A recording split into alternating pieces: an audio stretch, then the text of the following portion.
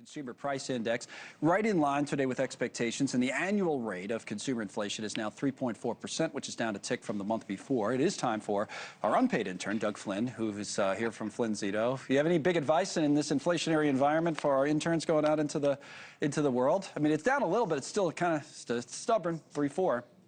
Yeah, I mean, we all know that, and having lived this, that no matter what you do, things are going to cost more money down the road, whether it's a house or your Starbucks. It's all going to keep going up. It's just how fast does it go up from here? And so that slowing rate that we see here, while it's still going up, it moved in the right direction, meaning it went up a little bit slower than it has in the past, and that's a good sign. And what that means is that it makes the Fed's job a little harder if they want to raise interest rates. So it's much more likely that they won't if this can remain how we sit here with a lowering increase of inflation every month. Now, every month, the last, I guess, 4 months at least, or keep this chart on our telestrator. Every time we get a reading on inflation, rising costs versus wages.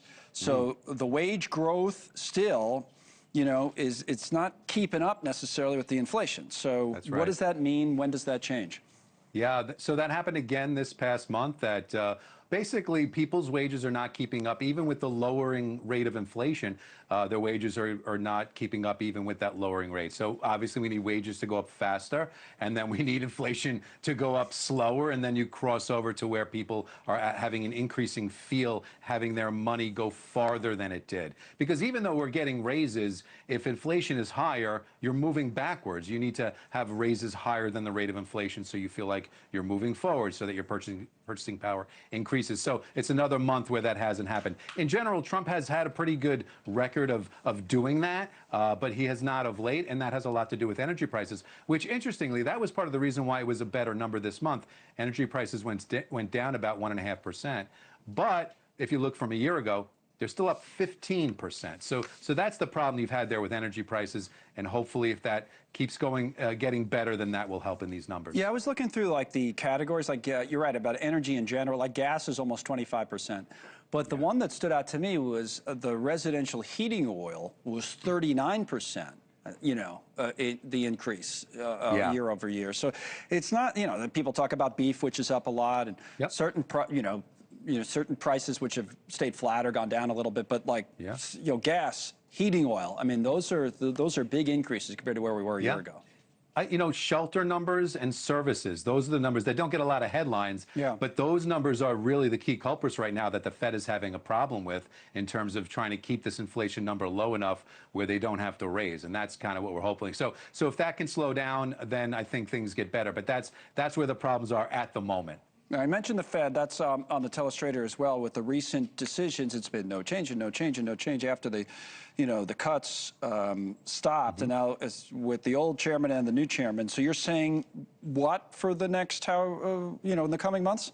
Right. So next month is the next meeting, and they've talked about, and certain members have talked about raising interest rates because they're worried about inflation. But if you have a lowering inflation rate, then you don't need to raise rates, which is what they've been talking about. You don't need to raise rates, and that's what we're looking for. We're looking for it to just hold, which is why the stock market is up today. It's because it's saying that, hey, we don't have to raise rates. That's a good sign. That helps consumers because that means their borrowing costs aren't going to go up, and so that also helps growth stocks and small companies. And so that's why the market's kind of picking up on the fact that it's a much less likely a scenario to have the Fed raise rates at the next meeting. They may not lower, but at least they won't raise. Hopefully we can get to lowering down the road. Now, stock markets, you and I have talked about so many times, all things considered, it's been great throughout all of this and held up well.